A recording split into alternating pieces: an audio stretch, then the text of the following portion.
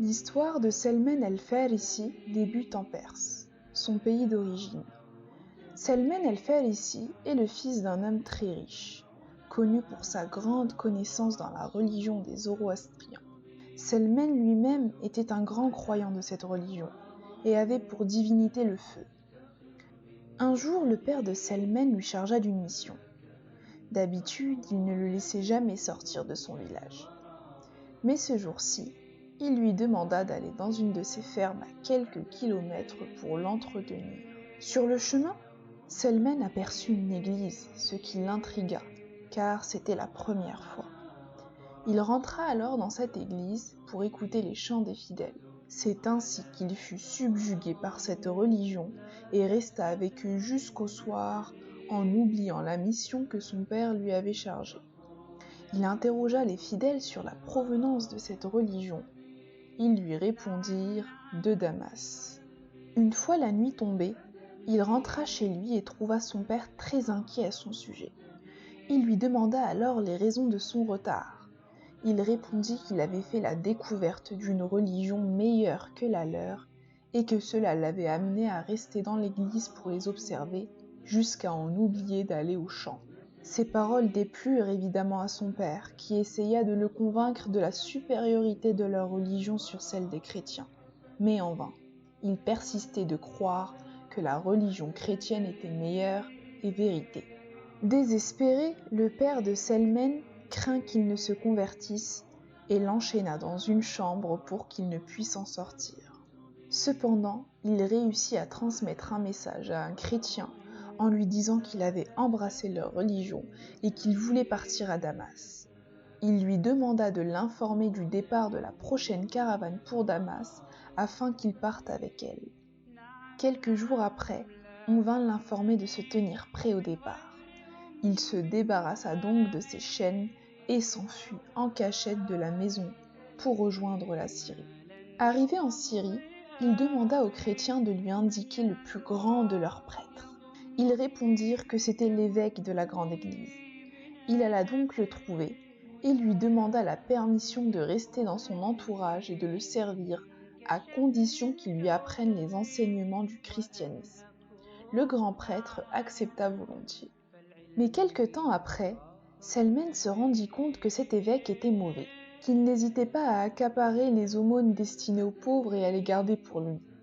À cause de son comportement, il se mit à le haïr et à le mépriser. Mais il ne tarda pas à mourir, et son successeur était différent. C'était un homme bon, pieux, charitable et détaché des plaisirs de ce monde. Il l'aimait comme personne d'autre, et il resta avec lui jusqu'à ce qu'il fût sur le point de mourir. À l'agonie de ce prêtre, il lui demanda « À qui me recommandes-tu, mon père ?» Le moine répondit « Mon fils, je ne connais qu'une seule personne qui me ressemble et de qui tu peux apprendre. Cette personne se trouve à Mossoul, en Irak. Va et trouve-la. » Il se rendit chez la personne indiquée et lui exposa l'objet de sa visite. Elle accepta et il demeura chez elle et apprit de sa conduite. Cet homme aussi était bon et pieux. Il demeura chez lui un certain temps jusqu'à ce qu'il fût sur le point de mourir. Il lui demanda alors de lui indiquer quelqu'un d'autre pour parfaire son éducation spirituelle. Il lui indiqua donc la demeure d'un moine à Nasibin. Il se rendit à cet endroit et trouva l'homme qu'il cherchait. Après avoir écouté l'objet de sa visite, il accepta de le prendre à son service. Au cours de son séjour chez ce vieux moine, il apprécia sa bonté et sa piété. Il resta avec lui, encore une fois, jusqu'à ce qu'il fût sur le point de mourir. Avant de quitter ce monde, il eut cependant l'amabilité de le confier à un autre moine, établi à Amouria, du côté de Byzance. Cet homme-là l'accueillit chaleureusement et l'accepta à son service. Il s'installa donc chez lui, en emmenant avec lui les vaches et les brebis qu'il avait acquis grâce à son travail. Et une nouvelle fois, lorsqu'il fut sur le point de mourir, il lui demanda « À qui me recommandes-tu, ô mon père ?» Le moine répondit « Ô mon fils, je ne vois personne ayant les qualités que tu recherches, mais je sais qu'un prophète va apparaître. prêchant la religion d'Ibrahim. Son événement est imminent. Il sortira du pays des Arabes et émigrera vers une terre plantée de palmiers située entre deux zones couvertes de pierres volcaniques. Cet homme possède des signes particuliers par lesquels tu peux le reconnaître. Il refuse les aumônes, mais accepte les cadeaux. Entre ses épaules se trouve le sceau de la prophétie. Si tu le vois, tu le reconnaîtras aisément.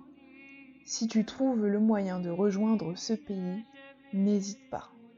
Après la mort de ce moine, il demeura à Amouriya jusqu'à l'arrivée de négociants arabes de la tribu des Kahb en Arabie. Il est allé les voir en leur proposant de l'emmener en Arabie en échange de vaches et de brebis qu'il avait avec lui. Ils acceptèrent sa proposition et il partit avec eux. Or, en cours de route, ils trahirent leur engagement et le vendirent à un juif de Wadi al-Qura. Il resta chez lui jusqu'à qu'un de ses cousins des Banu Quraïda vienne lui rendre visite et l'achète pour le prendre à son service. C'est ainsi que Salman el-Farisi parvint à Médine. L'homme qui l'avait acheté possédait une palmeraie à Yathrib. Il était chargé de son entretien. Un jour, alors qu'il était sur le palmier, il entendit son maître, assis dans le jardin, discuter avec un de ses cousins. Ces derniers disaient « Maudits soient les Banu Qayla, les Aws et les Khazraj. » Ils se sont rassemblés à Quba autour d'un homme venu de la Mecque qui prétend être prophète. En écoutant ces paroles, il se mit à trembler et faillit tomber sur son maître assis sous le palmier. Il descendit précipitamment de l'arbre en demandant à l'homme de répéter ce qu'il venait de dire. Son audace déplut à son maître, qui lui donna un coup de poing en lui disant « Ceci ne te concerne pas, retourne à ton travail. » Il remonta sur le palmier et reprit son travail. Le soir venu, il prit avec lui une quantité de dattes qu'il avait pu économiser, et il partit à la recherche du messager d'Allah. Arrivé à Quba, où celui-ci s'était établi, il le trouva avec un groupe de compagnons. Il s'est adressé à lui en ces termes. « J'ai appris que tu étais un saint homme, et que tes compagnons sont étrangers à cette ville et ont besoin d'aide. Voici de la nourriture que j'envisageais de donner en aumône.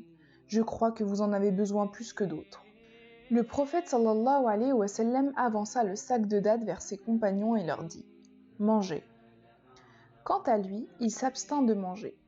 Voyant cela, il s'est dit « Voici un premier signe. » Après son déplacement de Quba à Médine, il revint voir le messager d'Allah en lui apportant une quantité de dattes qu'il avait économisées sur ses parts. Il lui dit « J'ai remarqué que tu ne mangeais pas les aumônes. C'est pourquoi je t'ai apporté cette quantité de dattes comme cadeau. » Il en mangea cette fois-ci et invita ses compagnons à en faire de même. Il se réjouit par ce geste et se dit « Par Dieu, il mange ce qui lui est offert en cadeau, c'est le deuxième signe. » Quelque temps après, il revint le voir alors qu'il était assis à Al-Baqi' pour l'enterrement d'un de ses compagnons. Il le vit assis, drapé de 2 manteaux, au milieu de ses compagnons. Il le salua et il lui rendit son salut. Il se mit alors à regarder le haut de son dos, dans l'espoir de voir le sceau de la prophétie, ce qui attira son attention. Devinant sa pensée, il ôta l'un de ses manteaux, et il vit entre ses épaules le fameux sceau de la prophétie tel que décrit par le vieux moine. Il l'entoura de ses bras et l'embrassa en pleurant. Il l'invita à s'asseoir et lui demanda de lui relater les péripéties vécues avant sa venue à Médine. À la fin de son récit, il lui souhaita la bienvenue et l'accueillit parmi ses compagnons. À partir de ce jour, il devint un des familiers des cercles d'enseignement du messager d'Allah. Il ne le quitta plus. Telle fut la quête sans relâche de Salman el-Farisi pour la vérité, une quête qui trouvera son aboutissement à Médine, où il venait de trouver son guide spirituel. Il ne quitta plus l'entourage de l'envoyé d'Allah, maintenant qu'il avait trouvé ce qu'il cherchait depuis longtemps, depuis qu'il avait tout abandonné dans ce bas monde pour écouter les appels de la vérité et suivre la quête de son âme.